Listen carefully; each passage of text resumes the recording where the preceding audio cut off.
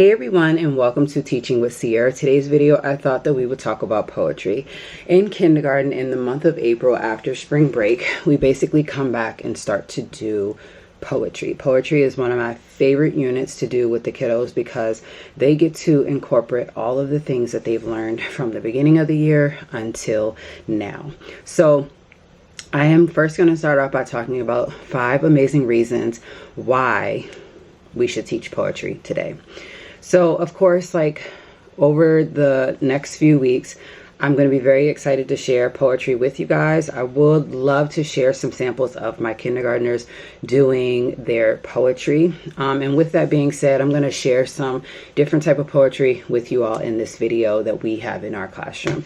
So to start off with, I have printed just a couple of notes that I took when it comes to poetry. So let's get started. But before we begin, ask yourself, how do I incorporate poetry into my classroom? That's a question that you have to ask yourself. Not because, you have to, but it's like, how can we do this, right? So I haven't been asked this exact question before, but over the time of working in kindergarten for now 2 years, I have come up with so many reasons why teaching poetry to children is like just the thing to do. First of all, it's fun. It's honestly amazing to see the work that they can put in, like I said, from learning their letters, their sounds, and then of course like the sight words and heart words that they've learned, and then just like the things that we have learned. So for those who haven't taught it yet, or don't know how to teach it, I get it. It does take the right exposure and experiences with poetry to learn to love it. And I want to make sure that you teach it to your students. I believe that with the right mix of engagement, poems and creative lessons, you'll be set to be confident when you do try.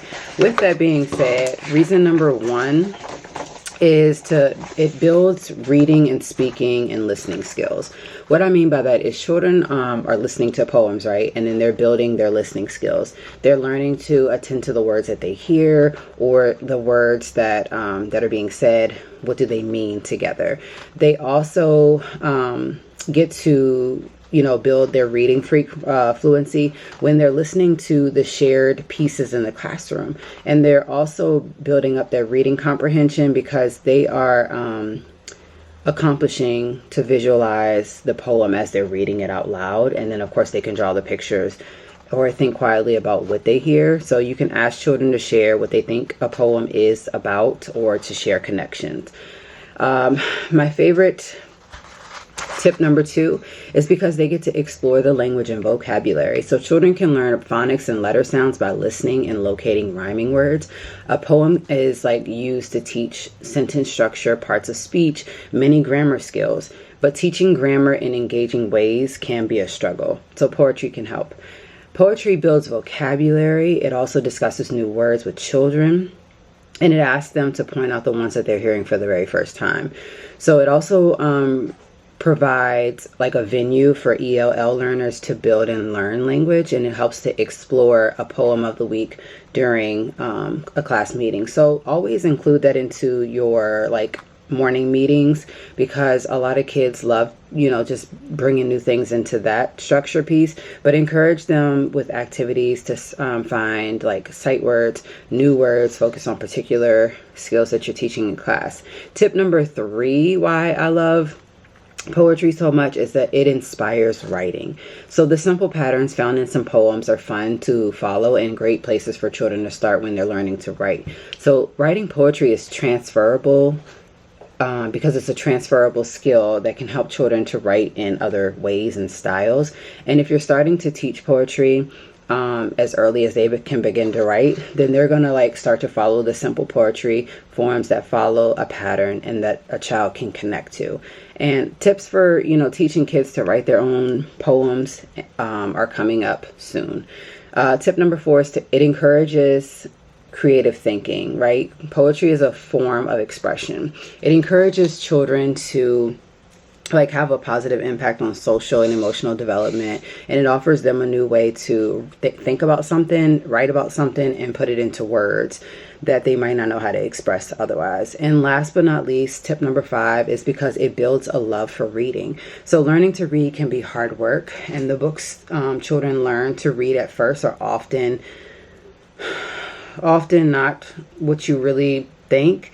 It just often lacks like a unique ingredient, right? So poetry is different, and it has a special sauce that children can crave, and so much more. So with that being said, poetry is a great way to share with children, and it also, has the ability to have them choose and read independently. So it just makes a positive impact together. With that being said, the next part I want to do is how this plays out. So you're going to practice a poem every week, and you'll see the results. The thing that you can do, like we do in our classroom, is to put some extra papers out. So I'm going to show you guys that part here. The poems that we have been creating, we've done a color poem where we would write the color on here. So I could say green, right? Green. This poem is called Green. Green like a... Okay, the children are going to think of some things that are green. 3 things. And then they would all write green over here. At the bottom it says or a, and they can give a 4th thing that is green. And then of course you could draw it at the bottom. You could draw all 4 pictures at the bottom. You could think of something that is green. So this is one of the ones. We just put these into our literacy center so that the students can have the opportunity to work on these if they ever feel like they want to. This is called a list poem, where you put whatever it is up here. Like I know one student chose school, and then we could write math, PE, art, literacy. We could also do other things that relate to school, Lexia, playground, recess. And so this builds the children up to want to come and do these extra poems. And this one is a 5 senses poem where they get to use their 5 senses. It looks, and you could, like, I guess if I did a plant, it looks tall, it sounds quiet, it smells gross. I mean, these are just things that the kids can do. So make extra copies, put them into a resource bin for the children to come over and get during literacy time, and allow them to do what they want to do with that. So of course, we don't introduce poems into the classroom weekly. We do them because it is a unit that starts after spring break, and we allow the kids to do a different poem each day. And then on Fridays, we allow them to create one of their choice during literacy, but also to come back on Friday and finish whatever they haven't finished. So of course, if you're, not in the right place of poems, you're in the right place. So how in the world can you use a poem in your classroom, right? So each week, or however it goes, you can introduce a new poem. So we introduce these in a span of 3 days. And this is just something that we can repeat and go over and over. We can do one as a class. We can do one, we can do some individually. We can make them into class books. It's totally up to you. So it can be written on a chart. It can be posted in a pocket chart. It can be projected on the overhead or on the board. Whatever way you choose is fine, as long as the entire class can see and read the poem. So read the poem together, point to the words, and this is the way that the students can hear the poem. And they should be able to hear like the new words that are being said. You guys can read it a second time. And then the students should be able to go with the flow of how the poem should sound. And of course, like at the end, the first few reads, we can like build it into comprehension, and then ask questions like, what is the poem about? Students can turn and talk to their carpet buddies, share with the class, and we can discuss it as a class. And then just throughout the week, we'll keep practicing the poem each morning or during our reading, and it's totally up to you. And, you can create your own poems in your classroom as well. And how can you do that? It's simply just the way you explained it. So with creating your own poem in your classroom, I feel that like poems can be created using sentences. And it doesn't have to be a lot of words. It can, you know, you can leave room for words for open-ended answers. Sentences can also be as simple as like I feel or in the summer. You can choose sentence frames and poem topics related to things that children understand, or like a way that you can connect with them. So you can tie poetry to your writing together with the theme in your classroom, whether that is springtime. You can even create your own poems. If you have Canva, you can do that. You can create an anchor chart and brainstorm possible ways to end each sentence frame. And then you can like come together and complete it with an idea of the classroom. So just encouraging like the poems is something good too. I think like even seasonal poems are good as well. But last but not least, how to get those poems organized. So there are like, it's a way to organize your poems, right? You can find a set of poems you like, that's one thing. But it's another like to get your poetry routines set up and running the way that it works for you. So some tips on how to organize your weekly poems. So of course there's 10 months in a school year and about 4 weeks each month. This means like you could do 40 poems and activities. You could have 80 poems handy. This is just something if you wanted to do an all year thing. So once you have found your way to like keep them, however, you can print a copy of each of the poem and any follow-up activities that you have for it, and then you can either put it into a notebook, a binder, stuff like that. I think that honestly the best thing to do is to keep them all and then maybe make it into like a class book, and you know, others could go back and reflect on the poetry that you guys have done.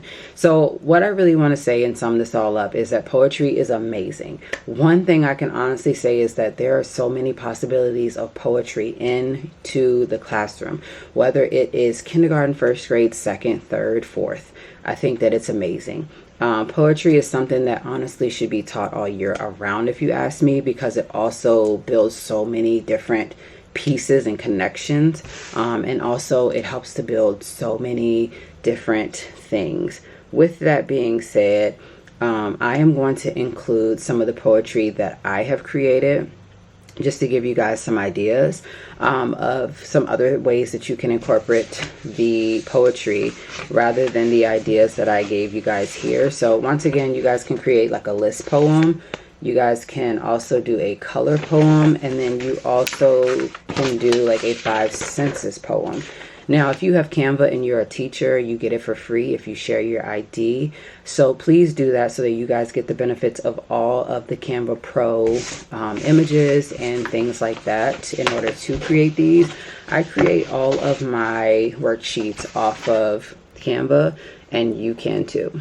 Thank you guys so much for watching. I hope that you guys have enjoyed. If you have, be sure to give it a thumbs up. Comment down below and let me know if you guys do poetry all year around, or if it's just a unit and it's just for a short amount of time. So with 30 something days left of school, this is going to be great because now we get to work on poems for the rest of the year, and of course get to do them for Mother's Day. So that's going to be something special coming up, and I'll try to include that into a video for you.